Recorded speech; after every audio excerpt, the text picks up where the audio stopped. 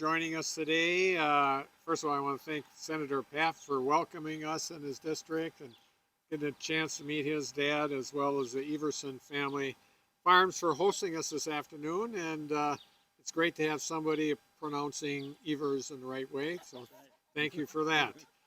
So we've accomplished a great deal over the last 4+ years, making down payments and providing historic increases in support for kids and families and communities across the state. And our economy and our state and in the state is really strong. We're in a really good place. We have the lowest unemployment rate ever, and frankly, the largest number of people working ever.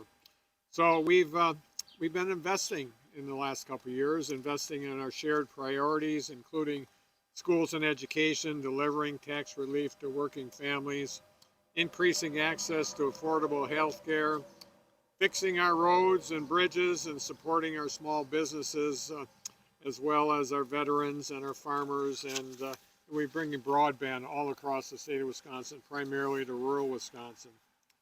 So today, kind of a big day for us here in Wisconsin. I signed the 2023-25 biennial budget the legislature sent to my desk, and made some substantial improvements on that also. I'm proud that the budget I signed today will provide historic increases to support our local communities statewide. And whether you're a township or whether you're a city or a county, the hard work, frankly, is done for government at the local level, and we have a historic increase, and that includes the folks that do the hard work in the townships also. We've also, in the new budget, built upon our work to do what's best for our kids with a historic investment of $1 billion, and that includes $50 million for literacy program and $30 million for mental health for kids. And we've signed in the budget today an investment of $125 million addressing and preventing the issue of PFAS contamination statewide. And for those of you who live in this part of the state, you know what a problem that's been at French Island. And we've made one of the largest investments in workforce housing in our state's history, and we'll hear about that, even more about that in a few minutes.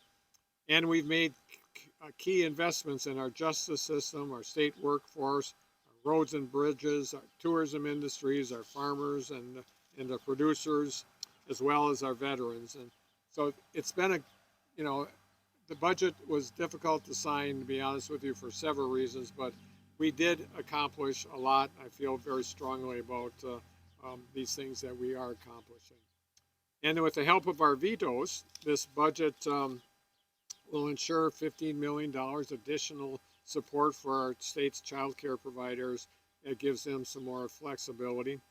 And providing school districts with predictable long-term spending authority increases for the foreseeable future, and that's about 400 years worth. And we're giving the UW system the ability to keep 188 positions that were going to be taken away from them. And we made sure that tax relief does not go to only the wealthy in the state of Wisconsin, but frankly, the middle class in the state. So while I'm glad that the legislature joined me in making some of these critical investments in several areas, the fact remains that this budget, even though it is now improved, it is imperfect and incomplete. Of urgent concern to me as governor is the Republicans return the budget to me without critical components of my plan to address workforce challenges that have plagued our state for decades. Broad constitutional veto authority to ensure that we have money in our budget, in the surplus in our budget, so it's readily available for the legislature to complete their work on this budget. And that includes resources to make substantial investments necessary to stabilize our state's child care industry and to ensure child care is affordable and accessible so that parents can be part of the workforce. And I'm optimistic that we can work together to continue this work, and we must do that. I urge the legislature to continue the work on this budget throughout the remainder of this legislative session so we can bolster our state's workforce, maintain the momentum we've started already, and most importantly, do the right thing for the state of Wisconsin.